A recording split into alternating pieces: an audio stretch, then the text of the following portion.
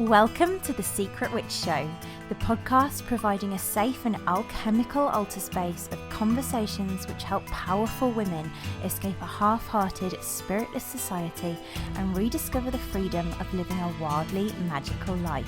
Every other week, we explore how to cast aside the wounds of shame, guilt, and fear connected with fully being yourself, so you can grant yourself permission to stop hiding, ground soulfully back into your body, illuminate your whole soul desires, tend your soul, rediscover and reclaim your powerful gifts, express your magic, and manifest your wildest alchemy. There's no better place to become who your heart longs to be. This is where we will guide you into liberation. I'm your host, Nicole Barton, and I'm so excited to dive in.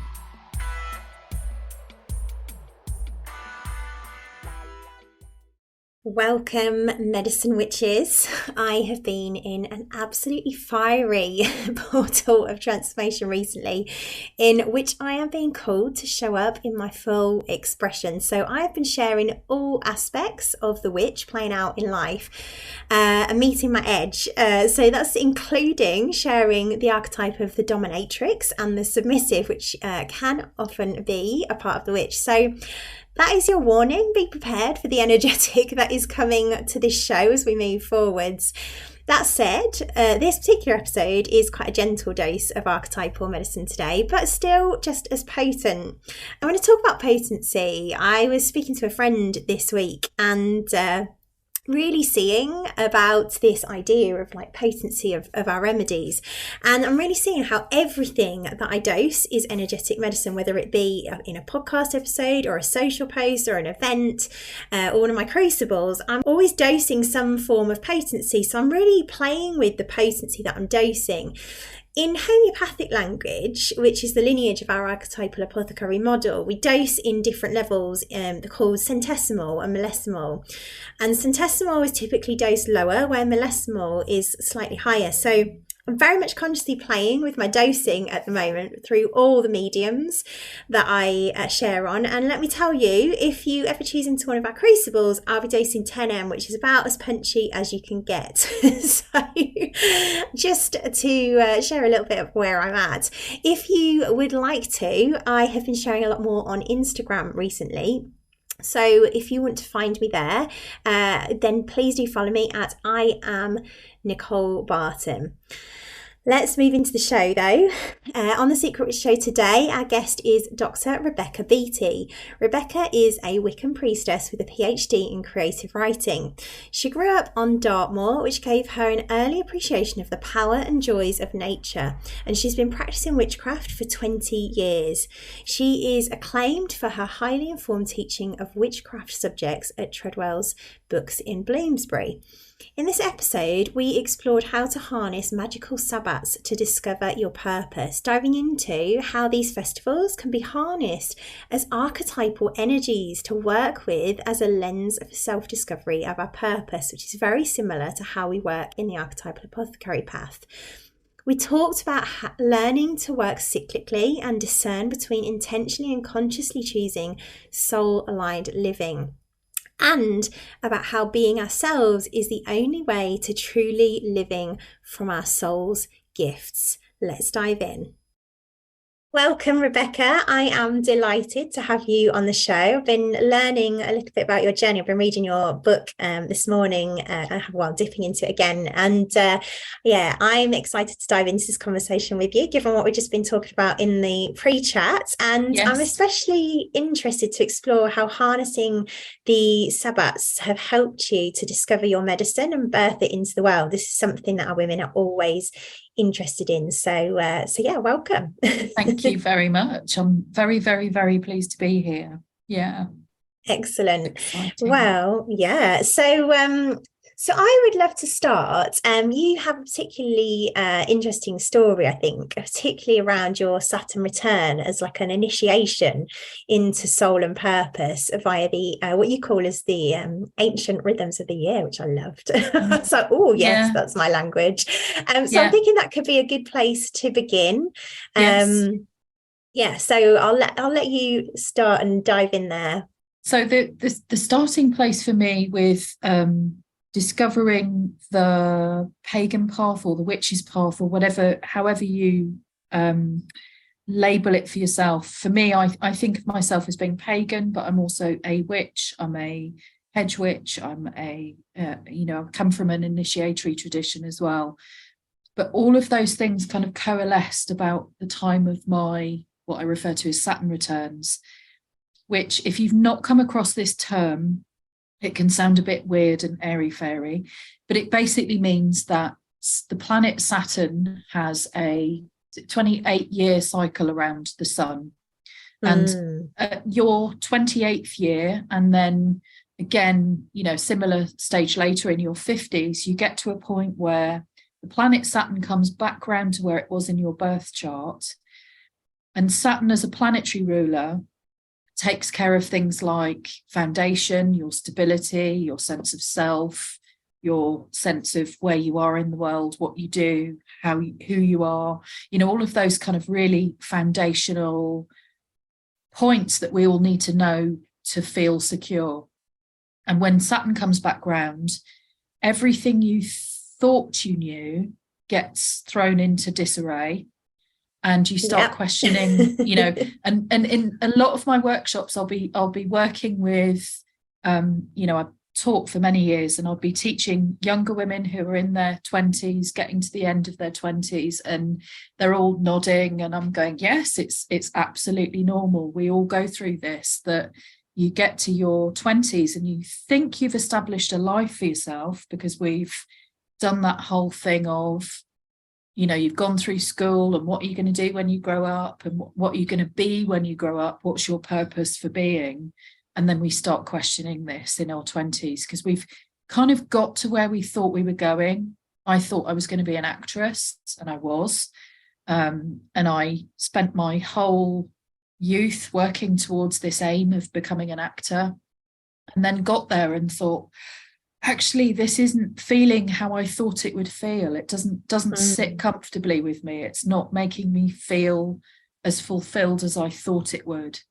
So I had this Saturn return experience of questioning everything I thought was certain from the age of 7. I'd been clear this is what I was going to do. And then that also coincided with me deciding I needed to take a year off from acting. I'd set myself this plan where I thought, okay, I'm not happy. There has to be more to life than this. Something's not working for me. I'm in disalignment. I'm feeling out of place, out of sorts, and I need to go and discover what that thing is that's missing.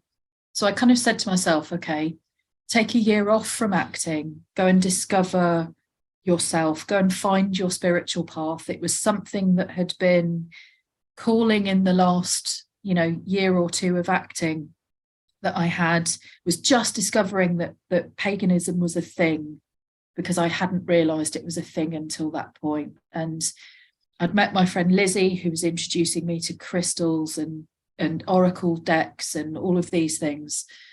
And I was starting to think, this feels like it resonates. It's feeling like it works for me. I'm going to go and explore that, take a year off from acting, go and explore that. And I'll come back to acting when I don't feel jaded anymore, when I can feel joyous about acting again, then I'll go back to it. And, I'm now in 2023, so this is like 23 years later, still haven't gone back because that other path opened up and it showed me a different way of being. It was okay, you don't need to go out striving for stuff. You can actually be in your soul's purpose state and doing the things that you love doing. And along the way, I was learning skills like NLP and witchcraft and, doing all of those bits of training. I went to the College of Psychic Studies at one point. I was learning, doing my coven training, all sorts of things. And they were all kind of coming into the same responses. I was getting the same learning from each place, which was, don't sweat this, it will come. Just follow your joy, follow your your sense of, yes, this is me. And the more me you become, the easier it gets. So one of the things that I reflect on quite a bit is, as each decade progresses, you know, I'm now approaching my 50th year, which should be daunting. I should be thinking, oh God, I'm getting old and all the rest of it. I'm actually thinking, yay, bring it on, because each decade I get happier, because I become more unapologetically myself and less about what do I think other people want from me. Because I think that those are the things where, if we can get to the point where you can feel comfortable just being yourself, then you'll find the peace. That's how, so far, that's how it seems to work. Oh, gorgeous. There's so much in that. And yeah, I just love what you've shared there. Firstly, I just really want to witness the courage that took to take a year out of what you were doing. I think so many of our listeners will really relate to that. And I know we were just chatting a little bit more to that before as well. Yeah. Around like the journey of really taking time to get in touch with your soul and live from alignment. There's so much in that. And I loved what you said as well, about like the more me you become, almost the more kind of, I want to say the word success, because I think that's what our witches are commonly looking for, having come from a world that values success, maybe in a different way to the success of soul. So I'm just wondering if there's anything to speak to around that. There's lots of things to speak to around that. I think I was teaching a class on Monday night on prosperity magic, and I was kind of saying to the students in the class, how do you define prosperity? Is it monetary, or is it happiness, or is it love? Or, you know, what does abundance say to you? Is it abundance of money, or is it abundance of something else? And I think that for in our Western society, we're taught that you have to have made it by the time you get to 30, or it's all over. It's game over, isn't it? Particularly if you're in a world like the arts, or it's music, or, you know, and if you're acting, there's this expectation, particularly for women, that if you haven't made it by the time you're 30, then you're over the hill and it's too late and all the rest of it. And the thing that I've learnt through this journey that I've undertaken is I'm only now getting to work out what it is I want to be when I grow up. You know, at the age of, 49, I've finally got to the place where I think, yeah, actually, this is what I love. This is what I'm doing now is my perfect. And it's bizarrely, people are saying to me, we just want you to be you. We don't want you to do anything, say anything, be anything. We just want you to be you. And it's only when you get that dropping into your kind of consciousness of actually, we're all weird, and we all feel like we're going to be the only kid in this playground that nobody wants to be with, or, it's that what constitutes normal. And I think and normal is an artificial, fake, unreal illusion. The quicker that we blow that normal label out of the water, the better. And the more you can just be yourself and just find the joy in what you're doing, that's where the good stuff starts happening. Yeah, I so relate to that. And it's definitely been a huge part of my own journey, really reclaiming me and just showing up fully as me. So yeah, I totally relate to that. And in my experience as well, the more me I've been, the more success, even in how the mundane world would view success, is created as well. So it's kind of like an ironic thing of like, you always have to let go of that and show up as yourself. And in doing so, that kind of brings in brings in opportunities, but it also brings in your tribe. You start to find your people at the point where you're being yourself. And if you let other people be themselves and don't try and change them, and hope, and if that's the grand rule that you have, is that we're going to be unapologetically ourselves and just love that without trying to change it, without trying to tweak it, just accept it, then that's where I think we find the peace. Yeah, that I then love that. enables you to move forward and do stuff, or work out what it is what we're doing with For that. sure. I also feel like there's a piece here around, like, as we're ourselves, like, people are medicine, like, we're medicine for the people who need us. So we naturally, as we are ourselves, draw in those who need our medicine. So I'm wondering what you feel about that as well. Definitely. There's a part of the book where I talk about being a lighthouse. Oh, yes. where what we're asking people to do is heal themselves. Stop trying to heal the rest of the world. Don't try and change. You can't necessarily affect worldwide change as an individual person, but what you can do is change your little corner of it and stand true in your corner and just beam your light out, and that will draw people to you. It'll draw in what you need and what they need. So it's sometimes, I think, we strive too hard to be something or do something, where actually, if you're just yourself, just do the thing that brings you joy and peace and that sense of fulfillment, then that'll bring everything else along with it. That is so true in my experience. And also, it's ironically the very witch wound that witches tend to hide themselves because of this fear of being burned at the stake for being their magical selves. So I'm really loving that you've shared that both in your book and here with us today as well. I would love to know, actually, a little bit more.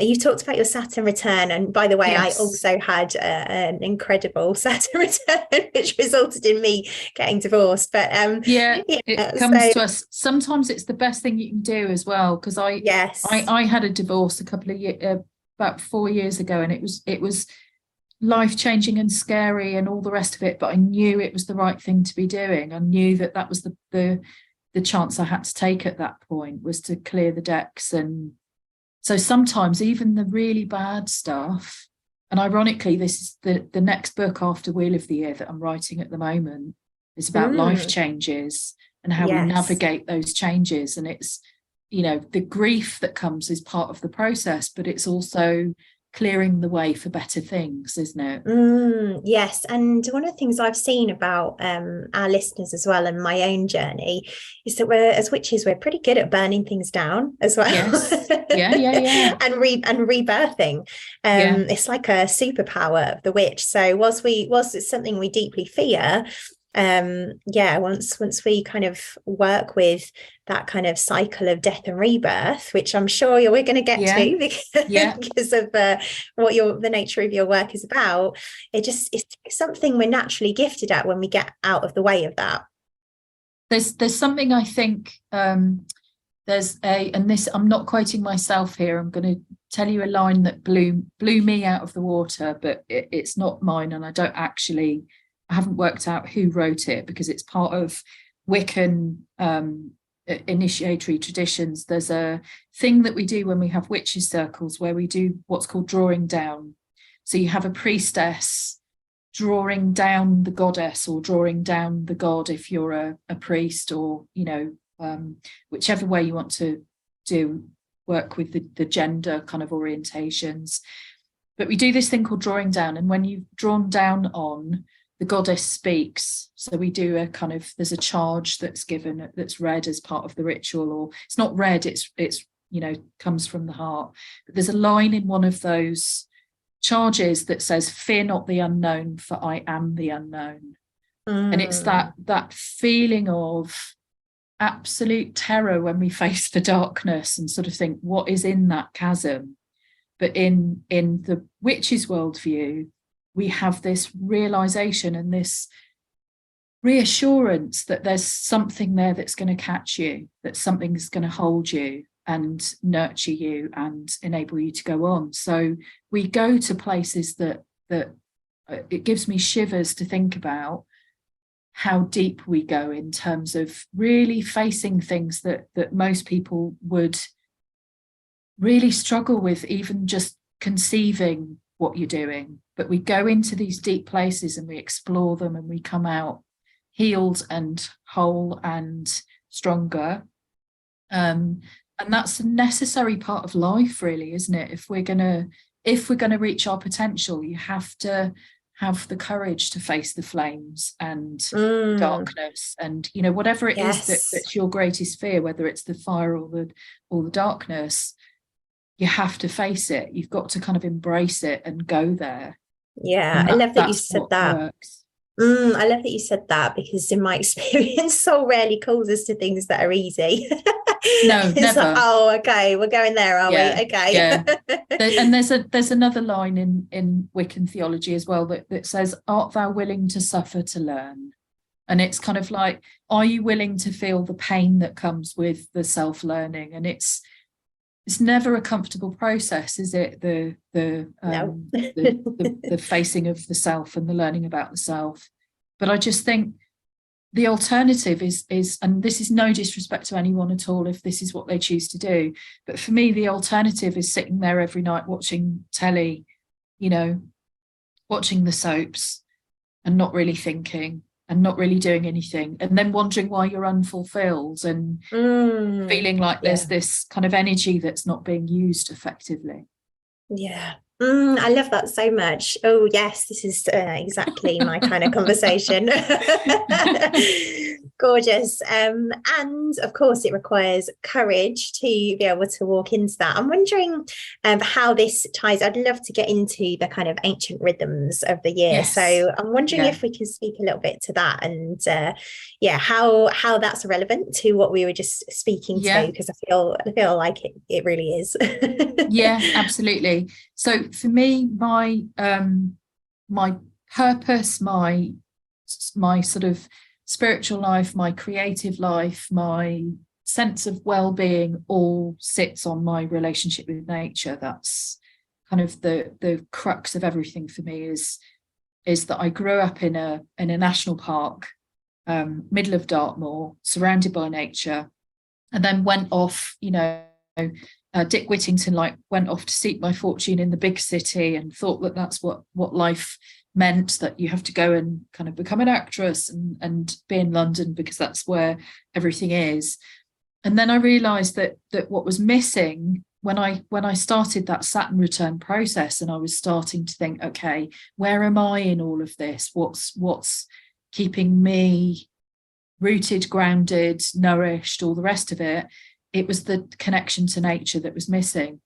And about that time, it coincided with me starting to learn about the witch's path, and I didn't realize at the time, but I was starting a path into the initiatory Wiccan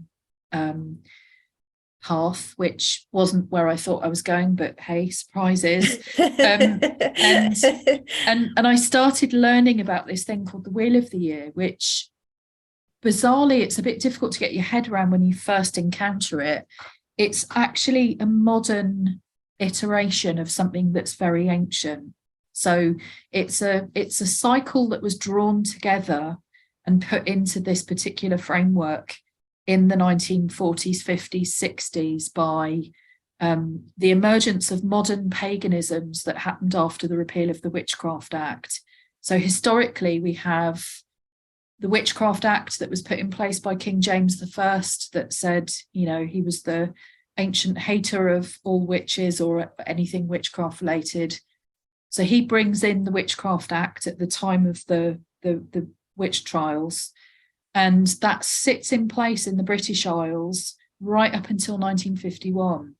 So until 1951, you could be imprisoned or, whatever for practicing witchcraft. And then changes started to happen in the Victorian period where people were starting to say, but there's this magical thing over here. What's that? Can we explore that? Still within a very kind of monotheistic framework, but nevertheless, they were starting to think about it. And then the 20s, we get the emergence of the original witch lit, the original kind of books like Lolly Willows and, Mary Webb's novels that write about witchcraft and natural witches and cunning folk and magical practitioners, and it all starts to sort of seep in with this love of folklore and a return to nature that kind of happens as well at the beginning of the 1900s, where people start, we've had by the 1940s we've had 2 world wars. We're right back in another world war. We've had a global pandemic, all sorts of things happening, and people are saying, go back to nature. This is where we find our healing. This is where we find our purpose. So the Wheel of the Year takes a series of festivals, and they are ancient in origin. So we have the 4 festivals that relate to solar events. So we've got the solstices and we've got the equinoxes that show us the path of the solar year. So we're looking at what's happening with daylight hours, what's happening with, at the solstices, we have our moment where the sun stands still, which is the meaning of, that's what the Latin word solstice means. The sun stands still. And our ancient ancestors were watching these events. They were celebrating these events because we know from Stonehenge, from Maze Howe, from, all these different sites across Ireland. We've got places in Egypt where they are built to the alignment of the sun, just as they were in Ireland. So this is, literally going back millennia, where people were celebrating the rise of the sun on midwinter morning. This is the event of the season for them. And we know that they were feasting and they were doing all sorts of things, but we don't know why, because this is pre-written history. So we've got no idea what their worldview was, really. We don't know why they were doing things, because that wasn't written down. The ancient Druids were an oral tradition. They would pass their knowledge from master or mistress to student. So we don't know. Things that were written down at that time were written by Christian monks. So we don't know what the Druid view was. But we do know from archaeology that they celebrated a divine figure that had antlers, the god of what we now call in modern paganism, the god of death and resurrection, who kind of drives a lot of this stuff, was celebrated in ancient times by people, because we know we've uncovered antlered headdresses through archaeological digs and all sorts of other things. So we've got in the Wheel of the Year those 4 events. So we've got the equinoxes, the solstices that are showing us the hours of the day are getting longer, getting shorter. Our time on this earth and in nature is being governed by the movements of the sun. And then you have also a series of festivals that are equally as old, that are Celtic in origin, which are the kind of the cross-quarter days. So we've got the Beltane, Imbolc, Samhain, these Celtic festivals that also go back millennia. So they're all ancient festivals, but they were brought into this shape as we recognise it now in the modern period. So what we're doing is celebrating something that's ancient, but in a modern format. And what that means is we have the means to adapt it as we go. We're not having to work with an orthodoxy that says, thou shalt do this on, midwinter morning, thou shalt go and stand at Stonehenge and watch the sunrise, or whatever it is. You can mark it in your own way. It's adaptable. This is a series of festivals that each festival has a theme. It has a kind of a set of archetypes that revolve around it. We have tarot cards, planetary rulers, all sorts of bits of information that sit with each festival, but how you mark it is entirely up to you. So you could go and celebrate Imbolc with your coven if you wanted to. You could celebrate it on your own. You could have a gathering of friends that just get together and do a little something together. You might, read each other poetry, or whatever it is that's your thing that sets your world on fire. You can bring it in. Love that. And a lot of it is around, I find, each Wheel of the Year festival, the first question I always ask in my workshops is, what is happening in nature where you are? What are you seeing in nature at this time? And what has changed in recent years was that when I was teaching in London pre-COVID, I'd be in the basement of my friend's bookshop in Bloomsbury, and we'd be talking about what's happening in nature. So we'd be thinking, okay, I was in the park earlier and there was a tree and it was doing this.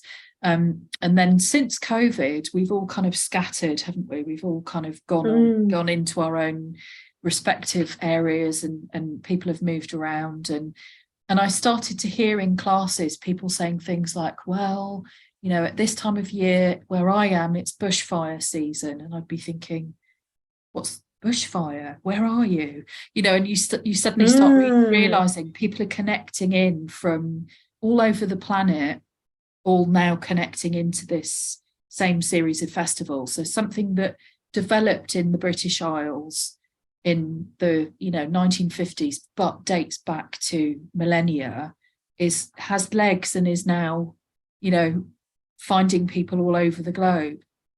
I love that. There's so I guess what you could say is essentially these kind of rhythms were mapped out in a certain way, but it looks like in Britain, it's like, well, this is how we do each of these different festivals.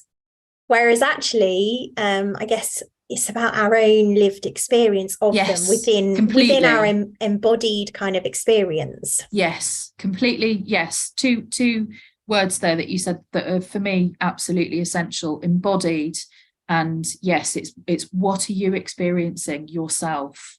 So we don't, as witches, we don't need a priest or a holy person to tell us what we believe, because we're out there creating it for ourselves. You don't need someone to stand between you and spirit or the universe or whatever you conceive to be the deity forms that we work with. If you work with deity, you may not. You may be somebody that works with the higher self and higher consciousness and those kind of labels. Whatever works for you. Nobody has to tell you what to believe or how to do it. You discover it for yourself. This is so in alignment with the work that we teach here in our path as well, in terms of we're so often taught that we need others to fix us, but actually it's about us learning to work with these energies to heal ourselves. So I really love what you're speaking to here. It's almost like, and I think you said this actually earlier, it's almost like each of these festivals is an archetype that we can begin to understand more about our own rhythms and seasons. Definitely. And for me, there are lots of books on Wheel of the Year that have been published. I mean, a good friend of mine is writing one currently, so I know that there are other books on the wheel. What I was really trying to achieve with this one, and I had such a good team from my publishers supporting this, was discovering how we use it as a nurturing guide rather than this is something we do. It's outside of ourselves in nature.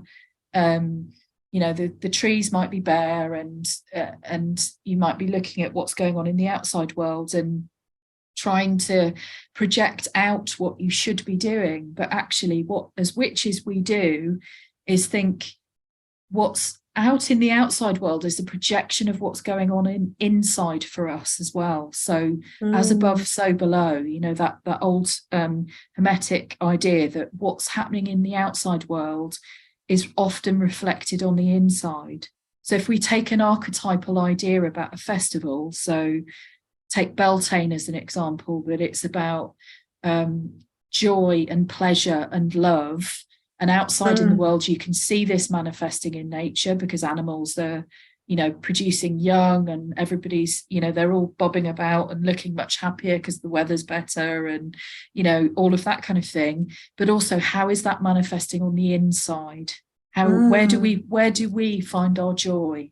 How do we connect to it? And how do we make it bigger for ourselves?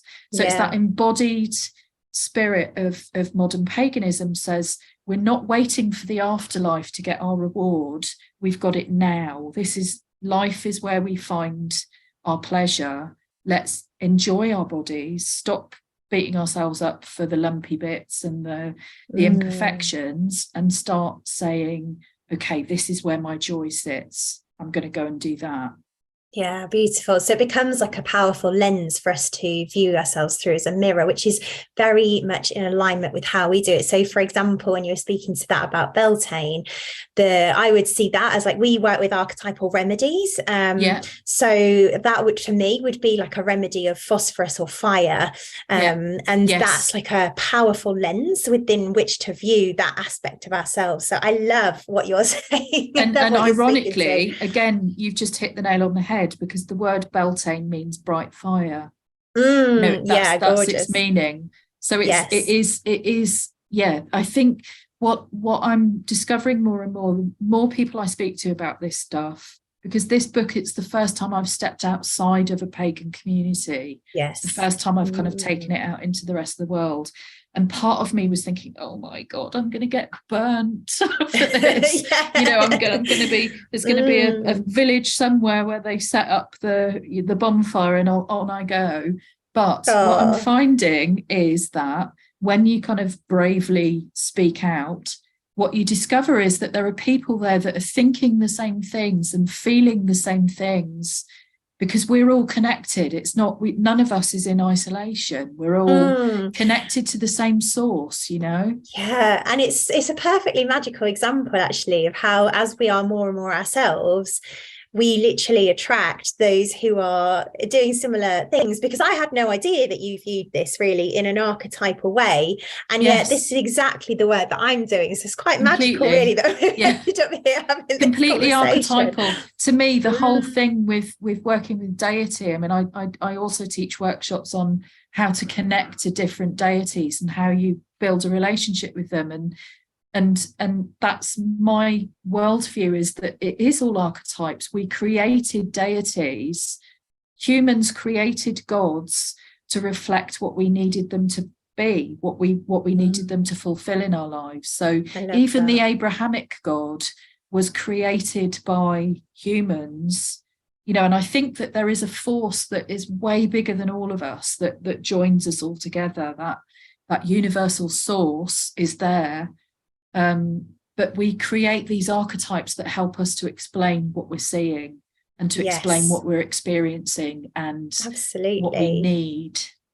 There's two things that I feel really juicy here, actually. One is that I was thinking about this before our call, funny enough, is the witch itself is an archetype, and that's the way that we work with the witch. And it can either be like an identity or a job description or an archetype. So some of our women, whilst they may be into like witchy things, there's almost like two camps. Some of them may identify as a witch as a job, and some of them may identify with the witch as an archetype. So that's almost magically perfect as well. Absolutely. We need these archetypes, don't we? Because it helps us to make sense of life. If we can say, okay, this is an experience that's common to all women or common to many women. It's, you never get a universal everything, but we can look at the witch archetype and say, okay, the outsider, the person that doesn't quite fit in.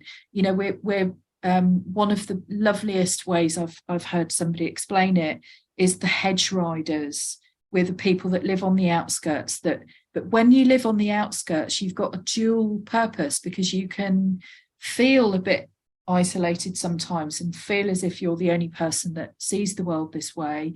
But also it enables you to really take an objective view of what's going on in the world. You can sit outside of that.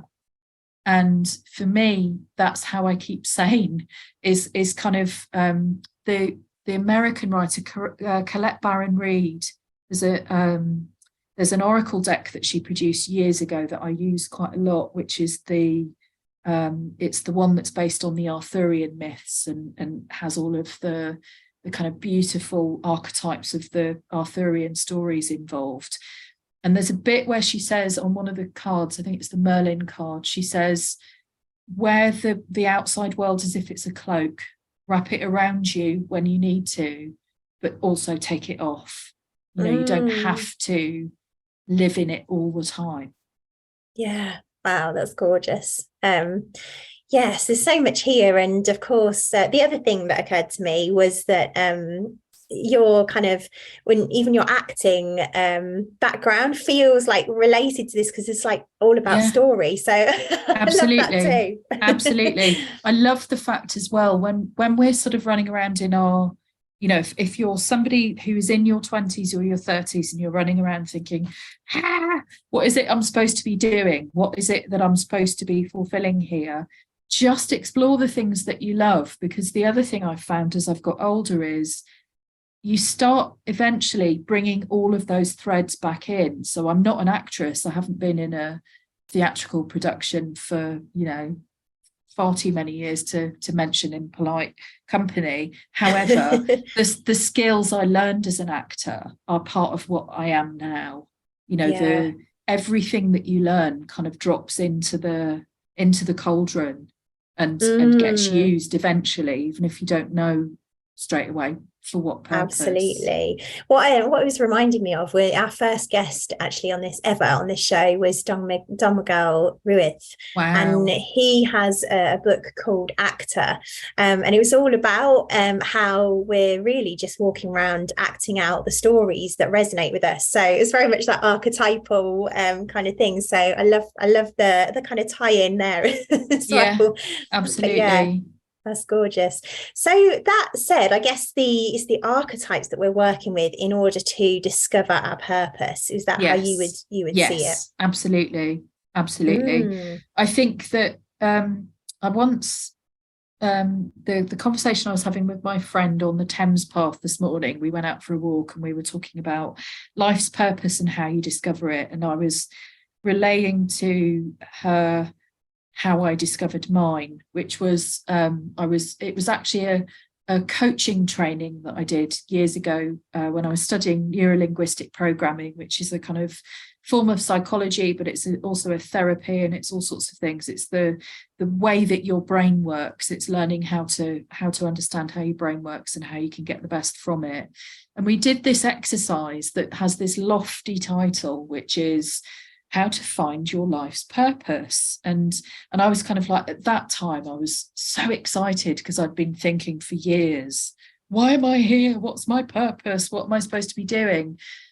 And I said to Lizzie, what really shocked me as part of this coaching exercise, and I've actually quoted it in the book as one of the exercises to do, because I think it's a really important one, is that the way that you find that purpose is to take different ages that you've been, so between the ages of 7 and 11, and you know, whichever age group it is, where was your joy? Where did you find your joy? What gave you peace? What gave you that sense of losing time and being in the flow? And we identify at each age group what that activity was. And then what I discovered at the end of this process, you sort of get the different age groups and you look at them all and you start joining the dots and seeing the themes. And what I learned in that process was your life's purpose isn't something that you do. It's not a job.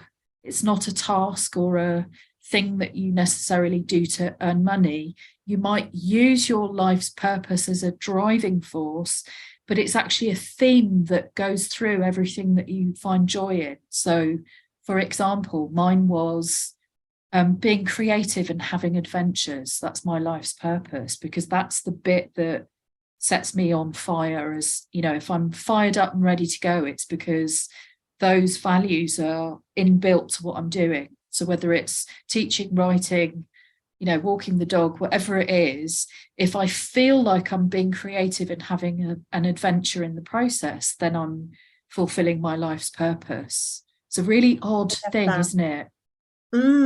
It's the way that I kind of describe that is like, it's rather than it being a doing, it's who you're being. Yes, absolutely. That's which gorgeous. You can only really do if you discover what the underlying structure is, isn't it? Yes. And we were talking about this just before, actually, weren't we, about kind of like how tempting it is to try and rush discovering our purpose, when actually in reality it does take that kind of slowing down. We were talking about this as like, again, like an archetypal, there's a probably a festival that's all around slowing down, so I wonder if you can speak a little bit to that. I think all of the festivals encourage us to slow down, and it's again another reason why I love the Wheel of the Year, because if you think about it, in modern life, we're rush. There's the rush of the commute, there's the rush of the getting to work, there's the rush of getting the kids to school. That, you know, whatever it is, we're always battling the clock and having to squeeze in as many things as possible into our time. And what the Wheel of the Year is asking us to do is just stop for a minute. Just stop what you're doing and go outside and look at nature and see what nature's doing. And in order to do that, you need to pause and just slow down, because you only start to see detail when you stop. And so I think there's this element of, we have to, because our heads are full and they're busy, and when we're doing that rush thing, we're doing shopping lists in our head, and what have I got to do tomorrow, and what else is happening today, and I've got to do this, and I've got to, you know, all these task related things, that when you go and spend... We were talking about hustle, weren't we? Yes. Just before, as a kind of word to describe that. Yeah, it's the hustle. It's, you know, they talk about hustle and bustle, don't they? The thing, it's like fast. It's got to move quickly, and it's got to take in as much as possible while you're doing it. But if you're following the Wheel of the Year, what the wheel is saying to do every 6 weeks, on average, we have to pause and stop and look at nature and see what's happening, and reflect on how the outer is reflecting the inner. So we start thinking about that. And it's only when you pause and stop that you can start to hear the voice of wisdom on the inside. So when we're hustling, what we're doing is, you've got this, what's referred to as the AD voice, which is the voice in your head telling you the constant commentary that you get, you know, well, oh, I wouldn't have done it that way, I would have done it this way, you know, or, oh yes, don't forget you've got to do this and then do that. When we pause that voice and spend time in nature, what you're doing is then allowing your inner wisdom to speak up and be heard, because I don't think you can do that in hustle. I think we talked about, sorry, go on. No, I was going to say, I think that's why you have to pause. We talked about that being like tuning into what's deeply aligned for our souls, didn't we? Because we also were speaking a little bit about, particularly my own journey as well, around this kind of polarity that Secret Witches, particularly the listeners of the show, can be in, where it's like either hustle, or they can then kind of reject hustle and flip over into doing nothing, which kind of, if they're doing that without being in that like you say, in that inquiry around alignment, can kind of be that shadow pole of like hustle versus doing nothing, without really tuning into what is actually more deeply aligned. So I think that's the beauty for me of what your model is activating for women, is like that archetypal lens to actually go in and be like, what is actually aligned? Because it might well be aligned, like particularly in Beltane, to be like actually taking aligned action on things and activating Absolutely. that inner fire. Spring equinox is a mercurial festival, which means that you're out, you're fast moving, you're, you know, the archetype for Mercury is the quick change. It's the quicksilver, starts as one thing, begins as another. So there are archetypes inbuilt into the festivals that encourage us to, you know, at spring equinox, we've got hares in the fields boxing, or we've got, you know, things happening in nature that are reflecting that speed and that quick fire stuff that has to happen. But there's an exercise that in my coven, what we always ask each other to do as preparation for each festival, is for each Sabbat that we come together, what we'll do is say, these are the themes, meditate on these for the week before the ritual. So start thinking about, you know, spring equinox is mercurial. How does that manifest in your life? So it's weird because we can be hustling and be doing that hustle, but in order to reflect on what that hustle means, you've got to step back and pause. So it's and feel knowing what's that, aligned. yes, yeah, absolutely. Yeah. Gorgeous. I love that. Yeah, perfect. Okay, so I think we're coming up to time. Pretty much. So let me just see if there's anything else to dive into before we do. I think there's a question actually around like almost mapping our inner rhythms to outer rhythms that I'm wondering if you can speak to briefly. Yes. So I think everything is cyclical, isn't it? Particularly if you're biologically and, you know, psychically and energetically, if you're female, we're already built into, you know, you've got your menstrual cycles, you've got all sorts of other cycles that happen. So our bodies reflect the outside world. We're ruled by the moon. That's an outer body. The tides are also ruled by that same moon. You know, so we've automatically got a link between our physical bodies and nature. We're a part of nature. We're not set aside from it. And I think our modern life kind of, I don't know if it makes us forget, but it enables us to forget that we're part of nature. We are a living, breathing organism, an animal like any other that exists in this natural state. So our bodies are ruled by outside forces, you know, planetary forces. We have that moon tide that happens that pulls us. I don't know about you, but if you start living a life that's aligned to, for example, the lunar cycle, I find that I'm always aware of how big the moon is, where it is, what it's doing.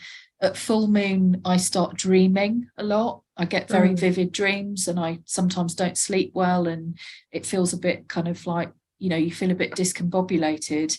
And that's a natural cycle that all humans have. We know that those working in mental health will tell us at the full moon things start getting very busy, and you know, on the psychiatric wards, if they've got patients that are suffering from mental health challenges, they often get exacerbated by the full moon. So there are those cycles that go on that we don't necessarily notice. Farmers still plant and harvest according to the moon cycle. So there are cycles in everything we do that are inbuilt and natural and so intrinsic to who we are. We almost forget that they're there. We almost forget that it's part of our being. So again, when we're starting to look at nature as the roadmap, as the kind of, you know, this is the way that we're going to find our way, is by seeing what nature's doing and just thinking about how those themes reflect on what's going on the inside.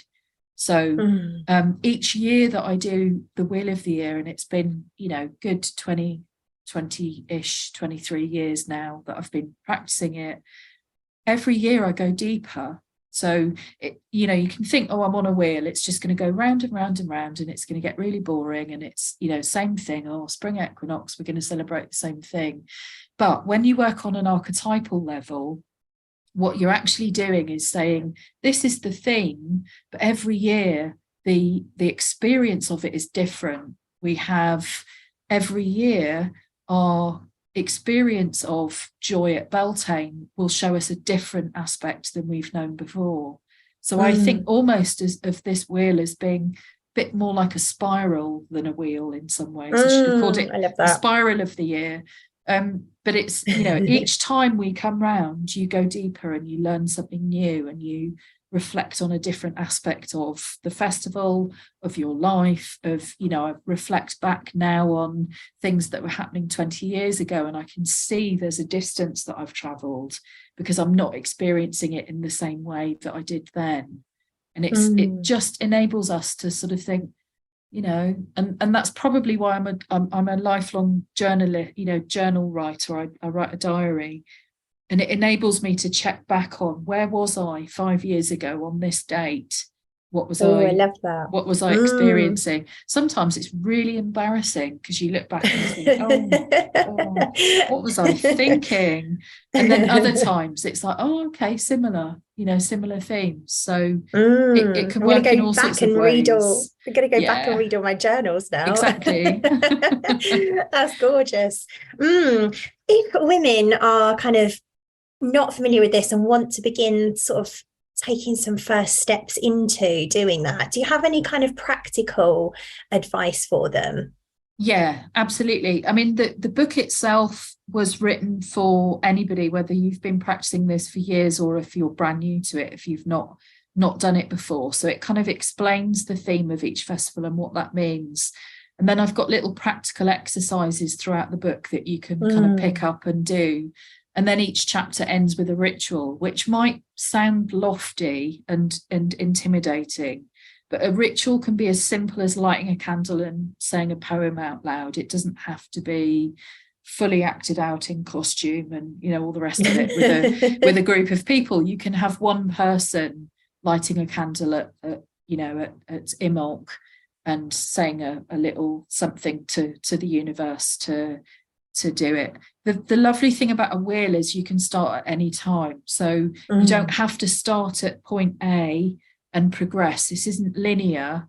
This is a dive straight in and dive into the relevant festival, the relevant chapter, and just think about what's coming up. So our next, at the point we're having this conversation, our next festival is Imbolc, which is the February the 2nd Sabbats. So we start thinking about, what are the themes that are coming out there? So we start thinking about, it's a transitional time, it's a liminal space, it's a point where we start thinking about the promise of spring coming, but we're still in winter. We've got daffodils coming up. There will be, crocuses and snowdrops and all of those things, but we're still bare trees. It's cold, it's dark. All of those things are still part of the process. And then we start thinking, this is a liminal space between times.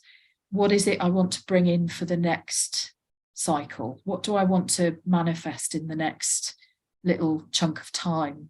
And because the wheel runs in 6 weekly increments, I find it more achievable than sort of thinking for the next 12 months, what are my New Year's resolutions or my goals? Gorgeous. Or whatever. So it's like a visioning tool. Yeah, absolutely. Visioning and creation, the whole creative cycle, really, isn't it? Yeah. And it might be the creative cycle. Imbolc is that liminal space. It might be you still need to be cozied up with a good book at this point in front of a fire, or wrapped in your blankets, or whatever it is. I love that. It's bringing that energy, bringing that energy alive in your cells. It feels, working with that energy and like, how can I embody this particular, what this is about? Absolutely. Gorgeous. Well, that's just perfect. I'm going to put the links to your book in the show notes, but just for reference, it's The Wheel of the Year, Your Nurturing Guide to Discovering Nature's Seasons and Cycles, which I've got in front of me, and it's it is gorgeous. So thank you. I'll put that all in the show notes. Where can people hear more about you as well, Rebecca? So there's a few places. I have a website, which is www.rebeccabeattie.co.uk. It's just my own name with .co.uk on the end. So there's all sorts of things there about the writing that I do and various bits and pieces that I work on. I'm also on social media, so I'm on Instagram and Facebook. I haven't quite ventured into TikTok yet, but I imagine I probably shall at some point. And I also teach at Treadwell's Books in Bloomsbury. So their website also has events on, but all of those links are on my website. Wonderful. Well, thank you so much. This has been such a magical conversation. Yeah. I totally didn't expect that it was all archetypal. So isn't it funny how that happens? Yeah, absolutely. Yeah, I love that. Cool. So yeah, thank you for sharing your Thank wisdom you. with us. Thank you very much. What an unexpected episode. Here are my takeaways. The more me we become, the better life gets. When we are unapologetically ourselves, then we live from purpose. We need to heal ourselves before we can heal the world, and that starts with going into the darkness and facing things that most people wouldn't want to face. But the archetypal witch is actually really good at that. The Wheel of the Year is a modern iteration of something very ancient that is grounded in nature, but we don't work with it in an orthodox way. It's essentially an archetypal embodiment model that's a nurturing guide rather than a prescription for what we do. We can use each Sabbat festival as a means of self-discovery. For example, Beltane is about fire and joy. How do we relate to these in our lives? We created story, and each festival has its own story so that we can understand ourselves more deeply. And this is how we self-heal and discover our purpose. We aren't here to be fixed. If you'd like to get the show notes and links for everything we've chatted about in this episode, head to www.secretwitch.co.uk. If you know a secret witch who would love this episode, please share with them to help them liberate themselves. And so you don't miss out on next week's episode, head to your podcast app of choice and hit subscribe. Thank you so much for listening. I'll see you next time.